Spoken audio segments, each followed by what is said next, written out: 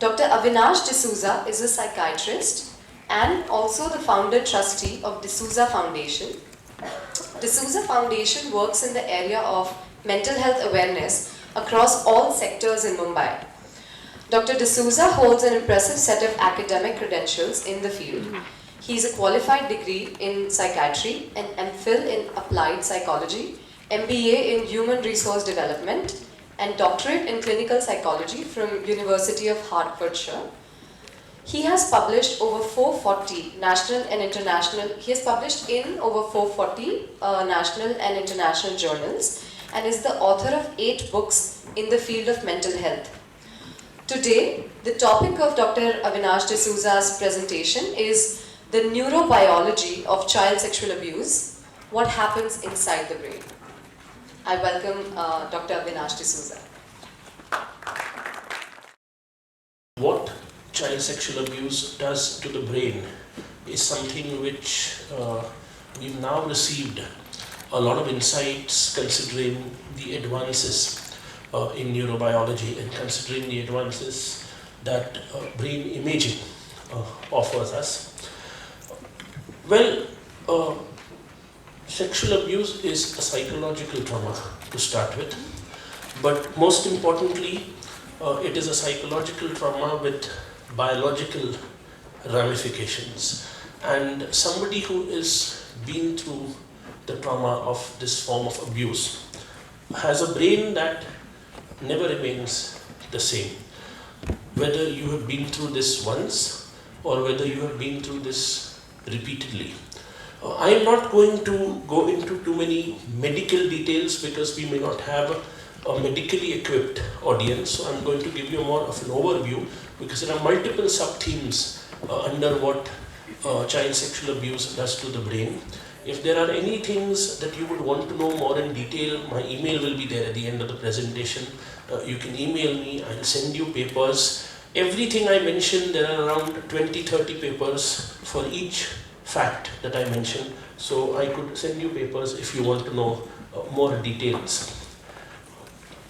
Well, the reason, I'm sorry, the orientation of the slides have changed after I've sent it, but never mind. Why are we discussing neurobiology? Well, the reason is that child sexual abuse is a traumatic event which is very different from other trauma.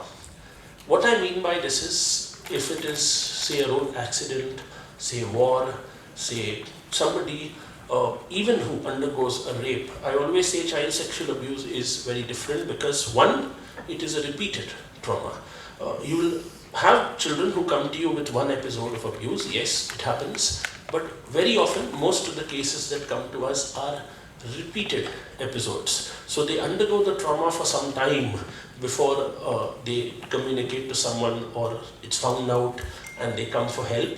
So there's repeated barraging at a brain level that happens, which doesn't happen, say, in an accident or doesn't happen in a head injury, doesn't happen in a rape, which is, it is equally maybe traumatic, but it's a one-time trauma. The second thing is that child sexual abuse occurs at a very critical stage in brain development. Normally it would occur between the ages of, say, 3, 2.5 to the age of 10, 11. And very often this is a period where the brain of an individual is developing and there are new neurons being formed. Neurons are the basic cells in the brain. There are new connections being formed, and at that stage to have a trauma has far more greater impact than to have a trauma at the age of 35 or 40. Another thing is that child sexual abuse affects the brain both structurally and functionally. What I mean by this is, if I take somebody who's been through the trauma of abuse and I do an MRI, I might see, okay, the MRI looks normal, his brain is perfectly fine. No, but it's the connections within the brain that have undergone changes. Sometimes it can happen that even on an MRI, certain brain structures show a bit of a shrinkage due to the repeated nature of trauma. So there's structural and functional changes that occur. Child sexual abuse leads to a variety of psychological disorders, and the reason is its effects on the brain. There are some who come out strong and are very resilient. There are some who get depressed, some who develop post-traumatic stress disorder, some who go into a psychosis or a schizophrenia like picture, some who develop lifelong personality changes. So the plethora of disorders is due to the changes that occur in the brain. Child sexual abuse also has hormonal ramifications, right from the attainment of puberty to the effect that different hormones have on the brain. The socializing hormones may reduce, the aggressive hormones may increase, the depressogenic hormones may increase, and most importantly, chemicals in the brain go up and down. Also, there are a variety of genetic and environmental factors that determine this. For example, let's take two children who've been through the trauma of abuse, one with a complete family history which is clear, and one which already has a family history of a psychiatric problem. Say the mother has depression or the father has anxiety. The effects are going to be far greater in this child because the genetic preponderance to a mental illness or the genetic preponderance to a psychological disorder is already there, and now this trauma affects that brain. Sometimes it also happens that the environment, whether I live in an environment of poverty, I live in an environment of, say, the upper class, I live in an environment where everything is provided for, whether the child is in a single parent family versus whether the child is in a family that is united, whether the child is in a family which is dysfunctional. So there are multiple genetic and environmental factors that determine how the brain responds to child sexual abuse. If you look at studies done on the structural and functional brain differences, it has been found that children who have been through abuse and abuse-related post-traumatic stress disorder have smaller hippocampal volumes. Hippocampus is the main area in our brain that stores memory. And there are sexual differences between men and women. They found that yes, the memory center in men is a little smaller than that in women. Women register memories more, they remember better, there's no doubt about that. But the fact is that at the same time, an emotional trauma like abuse affects a girl child far more than it, memory-wise, than it would affect a boy child. And the reason is structural and functional differences in this hippocampus. Also, over the years, they found that the brain in children who have been through abuse is slightly smaller as they grow.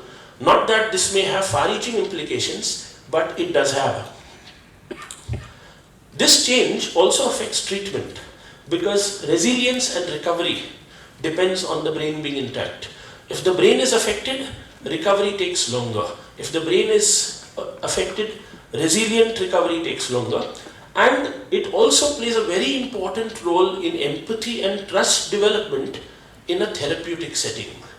Very often therapists who I meet who deal with patients who have been through abuse say that we have not been able to break a glass barrier that is between us and the patient. The patient speaks, I listen, I talk, we discuss, but somehow that bond that I may develop, say, with another patient, I find sometimes I'm not able to develop with this patient. The reason is empathy and trust development is affected at a structural brain level and at a functional brain level. And it also affects various structures that even determine your response to psychotherapy. Though psychotherapy is a psychological form of treatment, it has now been proved that psychotherapy induces biological changes. Your brain undergoes changes when you undergo therapy. So those areas that undergo change in therapy are affected due to child sexual abuse, and probably your response to prolonged psychotherapy is also affected. One of the first structures that we're going to look at is the amygdala. The amygdala is a very important structure from the point of view of fear and emotional memory. And this is smaller in children with child sexual abuse who've been through it. And as they grow, it remains smaller. That's why very often many of these patients who come to me say, I feel emotionally numb. I do not respond to emotions when people come to me with emotions. And there are a lot of memories which I have just blotted out. The reason is this shrinkage of the amygdala. This is just, you need not get into too many details, but this is just to show you how genetic factors and neural factors leads to reduced empathy, impaired decision making, and increased threat sensitivity, which is very common in these victims. The second structure we already spoke about is the hippocampus. The hippocampus is the center for all memory, emotional academic, personal, autobiographical. Autobiographical is you, your memory which you have with your parents, your family, all those memories, and most of the patients who have been through abuse and trauma who come to us generally tend to forget certain autobiographical events. They also tend to blot out emotional memories. The reason is this hippocampus shrinks. It is amazing for you to understand that on one hand, a trauma like child sexual abuse shrinks the hippocampus. Very high fever at a young age also shrinks the hippocampus. So that only shows how biologically damaging the trauma of abuse is. Also, what happens as a result of this is they are not able to sometimes perform academically in the long run because memory defects ensue, and very often their grades go down. We feel probably he's depressed and that's why the grades are going down, but it could probably be a biological reason why the grades are going down. The hippocampus is involved in memory processing and retrieval of fear-related memories, and because it shrinks, many of these patients do not like to come out with these memories in therapy.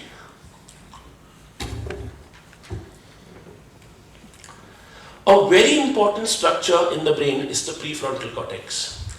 It is the seat of judgment. Let's say you have a family member today who's admitted into a hospital with a heart attack. The doctors come and discuss his case with you. Should we operate? Should we not operate? You need to have finances to operate him. You need to plan your finances. Your prefrontal cortex does that. That is an area which develops by the age of 18. In some people, it may not develop till 30. Sometimes if you have to mature early, and let's say you've had some early death of a parent and you have to start working, it may mature by 15.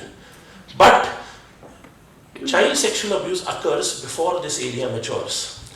And the abuse occurring delays maturation of this area. Therefore, executive functioning, rational decision making, impaired judgment, what to do when, confusion when they are in a very stressful situation is a very common problem that we see in our victims. And these are the three main areas, the amygdala, the prefrontal cortex and the hippocampus, which are affected in trauma. The thalamus is our sensory area. We won't go so much into that. Another reason why child sexual abuse occurring in the developmental period is very vital is because in the brain we have something called synaptic pruning. It's like the trimming you undergo when you go for a haircut. Similarly, in our brain, as you can see in the slide, at birth we have certain number of synapses. Synapses are when two cells in our brain join, there is a small gap between them, that is called the synapse, and that is where information from one cell to the other is transmitted. So it plays a vital role in information transmission in the brain. These synapses usually are less till the age of 2. Once the child is post 2, between the age of 2 and 9, as you can see in a 6-year-old, they are very dense. And later on as you grow, pruning occurs. A very classical example of pruning in your brain is, if I ask you who your first standard class teacher was, you'll remember. If I ask you what was the first lesson in the Hindi textbook of your first standard, you don't remember.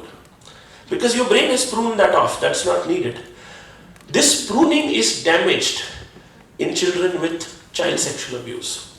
So therefore they retain certain unwanted memories. They retain certain memories which may even be false. They retain certain memories which are highly traumatic, and they are not able to leave and move on.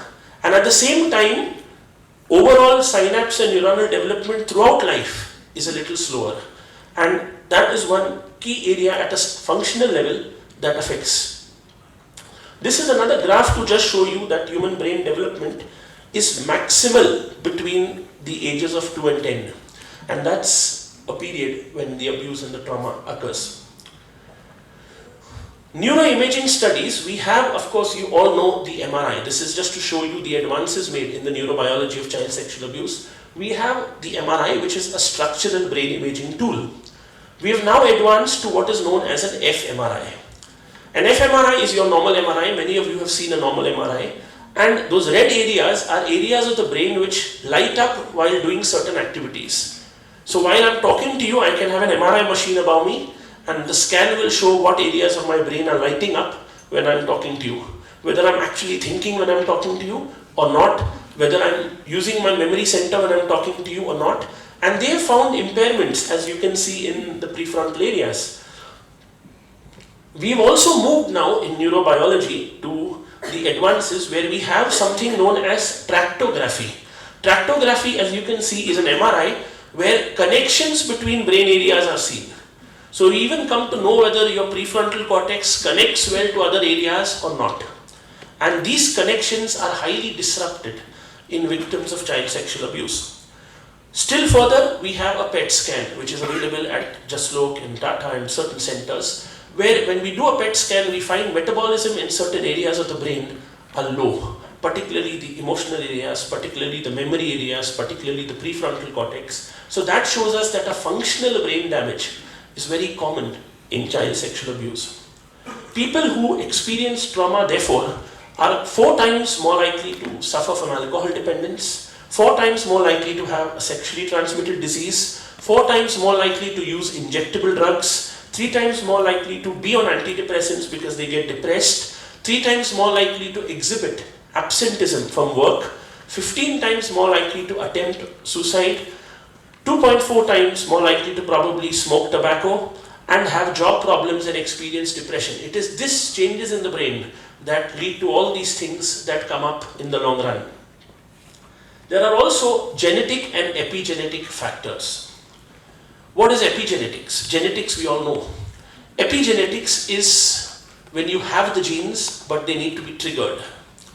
I always say having a gene is like having a bullet in the gun.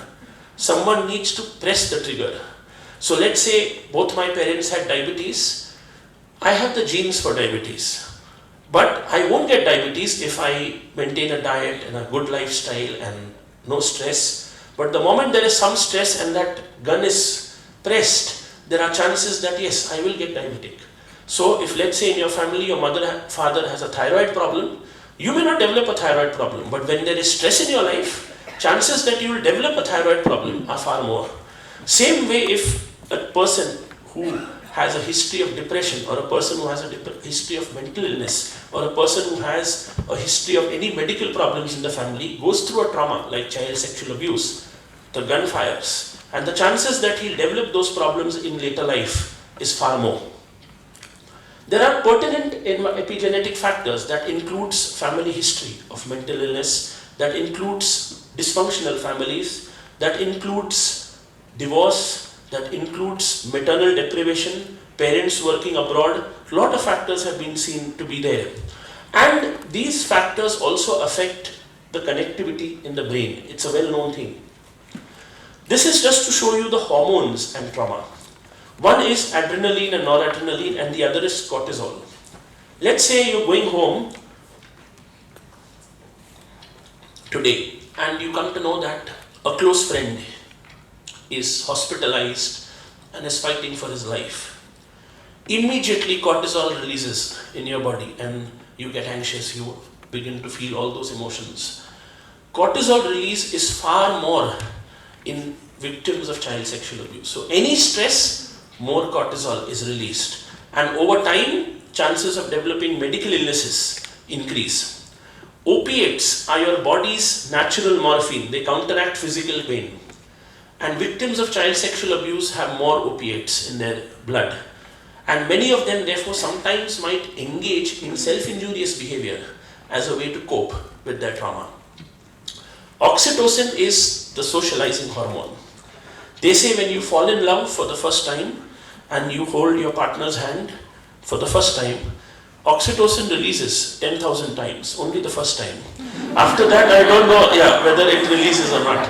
But the thing is, the first love, that's your first crush, your first love, massive burst of oxytocin. This oxytocin is little low in victims of child sexual abuse. Therefore, very often if someone says, I know what trauma you've been through, but I love you and I want to marry you, they'll immediately say, no, I'm not interested.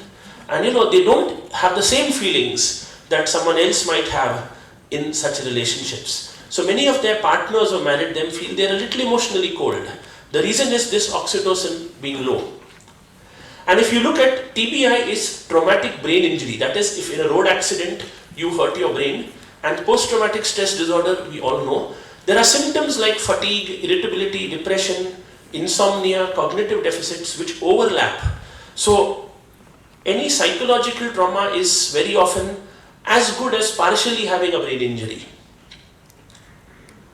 Environmental factors that affect the victim of child sexual abuse: poverty and malnutrition. A child who has been abused and is anemic is more likely to have brain changes. So a child who's malnourished is more likely to have brain changes. A child who's from the lower socioeconomic strata, poverty is known to affect synaptic and neuronal development because of various factors. That's a separate topic altogether. That is known to be one factor.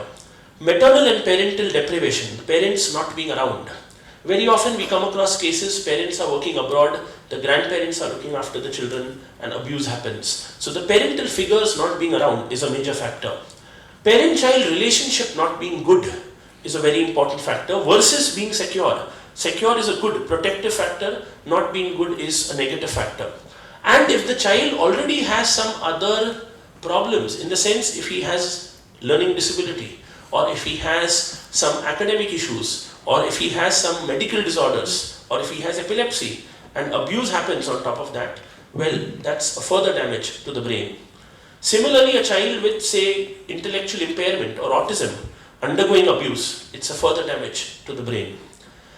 Even puberty in children who have been through abuse may be delayed or it may be accelerated. It can occur earlier because of the effect of hormones. And if the child is already depressed due to certain other factors, is a case of childhood depression and undergoes abuse, well, there's a far more damage that happens to the brain. Critical issues that happen is these children in the long run show defects in decision making and executive function. They also show impulsivity and react to stress in the wrong way. They may show attachment, either overt attachment, too much attachment, or detachment in relationships. Also, transference and counter-transference issues comes up in therapy. It's far more often in these patients. And these often are roadblocks in our therapy. Aggression and non-suicidal self-injury is also very common due to this trauma. And there is an ambivalence because the prefrontal cortex damage leads to an ambivalence. They move from therapist to therapist, doctor to doctor. They're unable to decide what should they do, and compliance to treatment may very often be affected. The key thing is that there are many who don't wish to sleep for the fear of nightmares. Sadly, there are many who don't wish to wake up for the same fear. Thank you.